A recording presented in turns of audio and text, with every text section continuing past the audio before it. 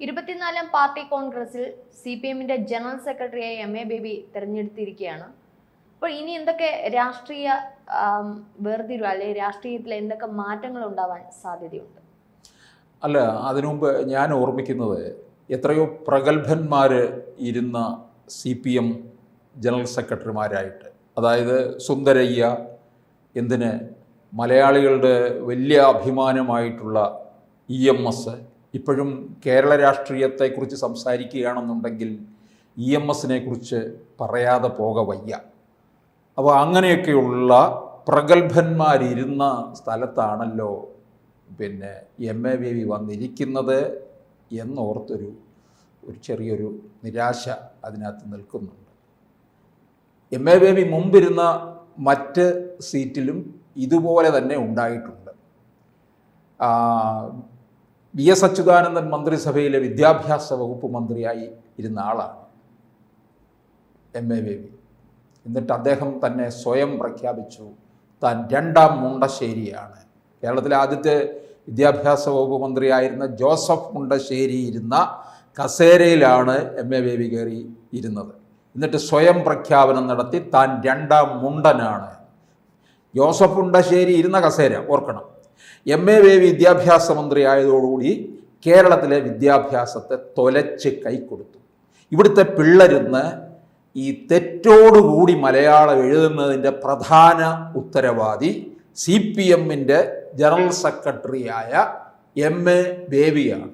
അദ്ദേഹത്തിന് ഒരു തൻ പ്രമാണിത്വവും അഹങ്കാരവും ഉള്ള ആളാണ്.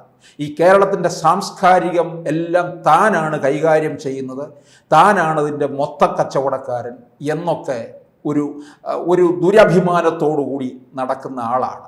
അങ്ങനെയുള്ള ആളാണ് ഇവിടെ വന്നിപ്പോൾ CPM-ന്റെ ജനറൽ സെക്രട്ടറിയായി മാറിയിരിക്കുന്നത്. ഇനിയിപ്പോൾ കേരള രാഷ്ട്രീയത്തിൽ സംഭവിക്കാൻ പോകുന്നത് പിണറായി വിജയനും ബേബിയും തമ്മിലുള്ള ഒരു ചെറിയ പോര് നമുക്ക് ഭാവിയിൽ കാണാം.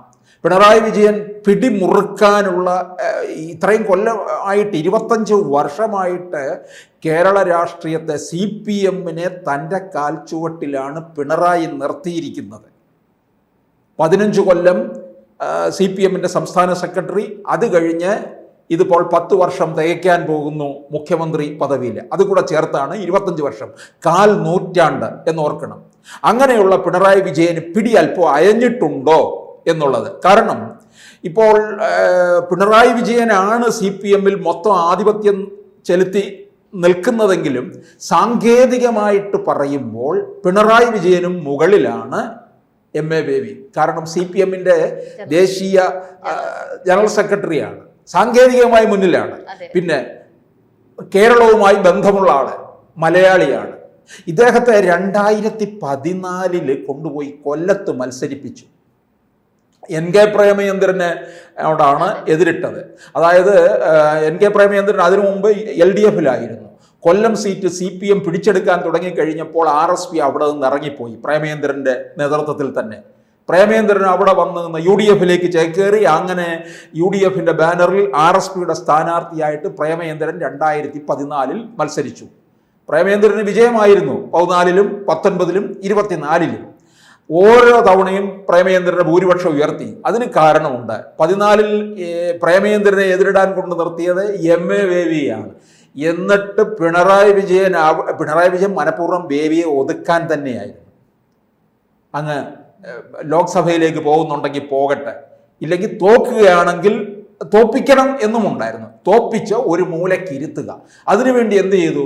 കൊല്ലത്ത് പ്രചാരണത്തിന് പോയി.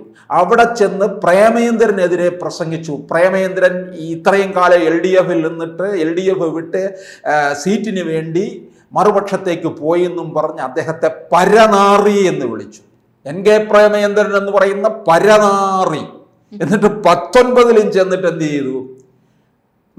അന്നും പത്രക്കാർ ചോദിച്ചു, പരനാറിയാണോ എന്ന് ചോദിച്ചു പ്രേമചന്ദ്രൻ. അതെ, പരനാറി എന്നും പരനാറി തന്നെ എന്ന് പറയുകയുണ്ടായി. 14-ൽ NK പ്രേമചന്ദ്രനെ പരനാറി എന്ന് വിളിച്ചപ്പോൾ എന്ത് ചെയ്തു? കൊല്ലത്തെ ജനങ്ങൾ മുഴുവൻ അങ്ങ് ഉണർന്നു. പ്രേമചന്ദ്രൻ അങ്ങ് വിജയം ഉറപ്പായി കഴിഞ്ഞു. പിണറായി അത് തന്നെ ആഗ്രഹിച്ചതും, ബേബിയെ തോൽപ്പിച്ചൊരു മൂലക്കിരുത്തുക, PB അംഗമാക്കി. ഈ PB അംഗം പോളിറ്റ് ബ്യൂറോ അംഗം ആക്കിയെങ്കിലും കേരളത്തിലോട്ട് അദ്ദേഹത്തിന് അധികം പിടി കൊടുത്തില്ല സംസ്ഥാന നേതൃത്വം. അതുകൊണ്ട് എന്തുപറ്റി, അധികം കാര്യങ്ങളിൽ അങ്ങോട്ട് ഇടപെടാനും കഴിഞ്ഞില്ല. കേരളത്തിൽ വരവും പോക്കും ഒക്കെയുണ്ട്, കാരണം ഇവിടെ വീടുണ്ടല്ലോ. ആ വരുത്തുപോക്കുള്ളത് കൊണ്ട് ഇവിടെ വന്നിട്ട് വലിയ സാംസ്കാരിക നായകൻ കളിക്കുന്ന പരിപാടിയുണ്ട്. അത് പണ്ടേ ഉണ്ട്. വലിയ ഇവിടെ വന്ന് മാനവീയം വീതിയിലൊക്കെ വലിയ ഷോ കാണിക്കുക, ഇങ്ങനെയൊക്കെ. എന്നിട്ട് ഈ മനോരമ എന്ന് പറയുന്ന പത്രം, മനോരമയ്ക്കുള്ളതെന്ന് പറയുന്നത് ഒരു ഒരു ഒരു ജാതി സ്നേഹമാണല്ലോ. എം.എ. ബേബിയെ ദേശീയ സെക്രട്ടറി ആക്കണമെന്ന് കുറേ കാലം മുതൽ തന്നെ അവർ കോളം എഴുത്താണ്. അതിപ്പോൾ ഏതാണ്ട് അവർക്ക് സഫലമായി. എന്ത് സഫലമായിട്ട് എന്ത് കാര്യം? കഴിഞ്ഞ തവണ കിട്ടിയിരിക്കുന്നത് 1% വോട്ട് മാത്രമാണ് ദേശീയ രാഷ്ട്രീയത്തിൽ. CPM അപ്രസക്തമായി ബംഗാളിലും ത്രിപുരയിലും ഒക്കെ കടപൂട്ടി. ബംഗാളിലെ ലോക്കൽ കമ്മിറ്റി ഓഫീസുകളൊക്കെ തൃണമൂൽ കോൺഗ്രസിന് വാടകയ്ക്ക് കൊടുത്തിരിക്കുകയാണ്. അവിടെ ബംഗാളിലുള്ള എല്ലാം ഇവിടെ അല്ല ഇപ്പോൾ കഴിയുന്നത്. അവരൊക്കെ ഇവിടെ വന്നിട്ട് ഈ ചുവന്ന കൊടി കാണുന്നുണ്ടെ എടുത്ത് കത്തിക്കുകയാണ് ബംഗാളിലെ ഈ പയ്യന്മാരൊക്കെ. കാരണം അവരുടെ ജീവിതം അവിടെ നശിപ്പിച്ച് കുട്ടിച്ചോറാക്കി കൊടുത്തത് ഈ കൊടിയും ഈ സഹാക്കന്മാരും ഈ പ്രസ്ഥാനവുമാണെന്ന് പറഞ്ഞാണ് അവർ ഇങ്ങോട്ടേക്ക് കുടിയേറിയത്. ഇങ്ങോട്ടേക്ക് വന്നപ്പോഴോ ഇവിടെയും കാണുന്നുണ്ട് ചുവന്ന കൊടി, അവരിതും കത്തിച്ചുകൊണ്ടിരിക്കുകയാണ്. ഇപ്പോൾ അതുകൊണ്ട് വലിയ EMSന്റെ കാലത്തൊക്കെ എന്ന് പറഞ്ഞാൽ അതിനൊരു വലിയ വിലയായിരുന്നേ. ഈ CPMന്റെ ജനറൽ സെക്രട്ടറി ആയിട്ട് EMS ഒക്കെ വരുമ്പോൾ കേരളത്തിൽ പിന്നെ CPM അല്ലാത്തവർ പോലും എല്ലാം മലയാളികളും എന്ന് പറയുന്നത് അഭിമാനിച്ചിരുന്നതാണ്. കാരണം EMSന്റെ തല എവിടാ? EMS രാഷ്ട്രീയവും സാഹിത്യവും സാംസ്കാരികവുമായ കാര്യങ്ങളിൽ അഗ്രഗണ്യനാണ്, ബുദ്ധിരാക്ഷസനാണ്. EMSനോട് വെല്ലാനായിട്ട് അതിന് തക്കവണ്ണം ഒരാളെ കേരളത്തിൽ കണ്ടെത്തുക എന്ന് പറയുന്നത് അല്പം പ്രയാസമുള്ള കാര്യമാണ്. EMS രാഷ്ട്രീയത്തിൽ വലിയ വിവാദം ഉണ്ടാക്കി CPM മുമ്പോട്ട് പോവുകയാണെങ്കിലും EMS എന്തെങ്കിലും ഒരു കാര്യം പറഞ്ഞാൽ അത് അവസാന വാക്കായിരിക്കുമെന്നുള്ളതാണ്. അങ്ങനെയുള്ള സ്ഥലത്തേക്കാണ് M.A. ബേബി വന്നപ്പോൾ ഈ പാർട്ടി എത്രത്തോളം അധപ്പതിച്ചു എന്ന് മനസ്സിലാക്കുന്നത്.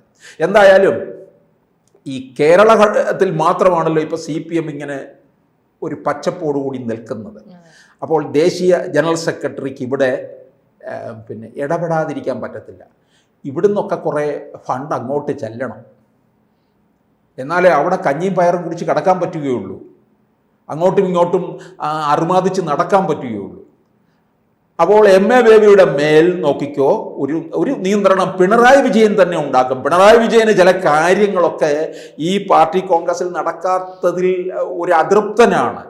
ഈ പാർട്ടി കോൺഗ്രസ് നടന്നുകൊണ്ടിരിക്കുന്ന സമയത്താണ് SFIയുടെ പ്രോസിക്യൂഷന് അനുമതി വന്നിരിക്കുന്നു. വീണ വിജയനെ വെട്ടിലാക്കി, അത് പിണറായിയെ തന്നെ വെട്ടിലാക്കിയിരിക്കുന്നതിന് തുല്യമാണ്. പാർട്ടി കോൺഗ്രസിന്റെ ഒരു മൂർധന്യത്തിലാണ് അത് വന്നിരിക്കുന്നത്. അപ്പോൾ ഇതൊക്കെ പിന്നെ മരുമകന് കേന്ദ്ര കമ്മിറ്റിയിലേക്ക് കൊണ്ടുവരാനുള്ള ശ്രമത്തിൽ പാളിച്ച സംഭവിച്ചു. അതിലൊക്കെ കൊണ്ട് അതൃപ്തനാണ്. പ്രായപരിധിയിൽ ഇളവൊക്കെ കിട്ടിയായിരിക്കും, പക്ഷെ കേരളത്തിലെ ജനങ്ങൾ വോട്ട് ചെയ്ത് വീണ്ടും വിജയിപ്പിക്കണ്ടേ? വിജയിപ്പിച്ചെങ്കിൽ മാത്രമല്ലേ 3ാം തവണ അധികാരത്തിൽ വരികയുള്ളൂ. ഇപ്പോൾ ഏക പ്രതീക്ഷ എന്ന് പറയുന്നത് 3ാം തവണ അധികാരത്തിൽ വരുമെന്നുള്ളതാണ്. ആ പ്രതീക്ഷയ്ക്ക് ഇപ്പോൾ എനിക്ക് തോന്നുന്നു മങ്ങലേറ്റിട്ടുണ്ടെന്നുള്ളതാണ്. M.A. ബേബിക്ക് എന്തായാലും അടി കൊടുക്കണമെന്നുണ്ട് പിണറായിക്കിട്ട്.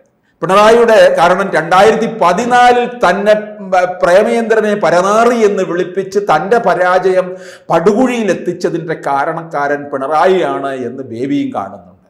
അപ്പം എന്തായാലും പാർട്ടി ഒന്നും വലിയ ഗുണപ്പെടുത്താൻ പോകുന്നില്ല M.A. ബേബി. ദേശീയ തലത്തിൽ പാർട്ടി വളരാനും പോകുന്നില്ല, ഇല്ലാതായിക്കൊണ്ടിരിക്കുകയാണ്. കേരളത്തിലെയും കട കൂട്ടിക്കഴിയുമ്പോൾ പിന്നെ ഇവിടെ ദേശീയ ജനറൽ സെക്രട്ടറിക്ക് എന്തോന്ന് പ്രാധാന്യം?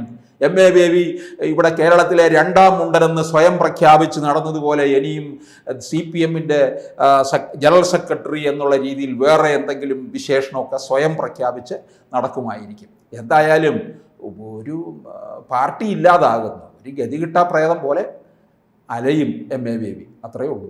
കൂടുതൽ വാർത്തകളും വിശേഷങ്ങളും നിങ്ങളിലേക്ക് എത്താൻ ABC മലയാളം സബ്സ്ക്രൈബ് ചെയ്യുക, ബെൽ ബട്ടണും അമർത്തുക.